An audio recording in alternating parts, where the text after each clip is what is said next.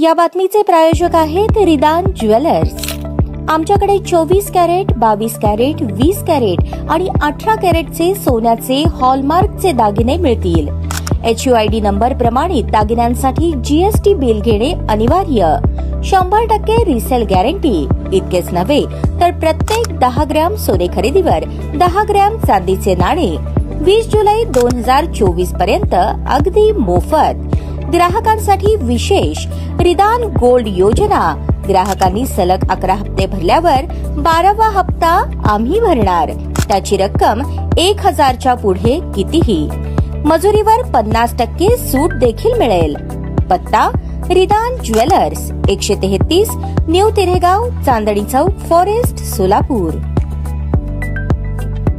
सुदृढ व निरोगी आरोग्यासाठी रानभाज्या आणि तृणधान्याचे महत्त्व अनन्यसाधारण आहे। त्यामुळे प्रत्येक नागरिकांनी आपल्या दैनंदिन आहारात रानभाज्या आणि तृणधान्याला अधिक महत्त्व द्यावे असे आवाहन जिल्हाधिकारी कुमार आशीर्वाद यांनी केले। कृषी विभाग व कृषी तंत्रज्ञान व्यवस्थापन यंत्रणा आत्मा यांच्या संयुक्त विद्यमाने डॉक्टर निर्मल कुमार फडकुले सभागृहामध्ये आयोजित रानभाजी आणि मिलेट महोत्सव उद्घाटनाप्रसंगी जिल्हाधिकारी कुमार आशीर्वाद बोलत होते। यावेळी पुणे येथील आत्माचे संचालक अशोक किन्नळी, जिल्हा कृषी अधिकारी दत्तात्रय गावसाने, आत्मा प्रकल्प संचालक मदन मुकणे, उपसंचालक शीतल चव्हाण, पर्यवेक्षक अनिता शेळके, निलिमा हरसंगमा, मोहोळ कृषी विज्ञान केंद्राचे दिनेश क्षीरसागर यांच्यासह शेतकरी मोठ्या संख्येने उपस्थित होते। जिल्हाधिकारी आशीर्वाद पुढे म्हणाले की रानभाज्यांमध्ये औषधी गुण आहेत, त्यामुळे आरोग्यासाठी उपयुक्त ठरतात। प्रत्येक रानभाजीचे एक गुणधर्म आहे। तसेच तृणधान्यही आरोग्यास पोषक आहेत। जागतिक पटलावर तृणधान्याचे महत्त्व अधोरेखित झाले आहे, त्यामुळे हा महोत्सव रानभाजी आणि मिलेटचा प्रचार व प्रसार करण्यासाठी आवश्यक आहे।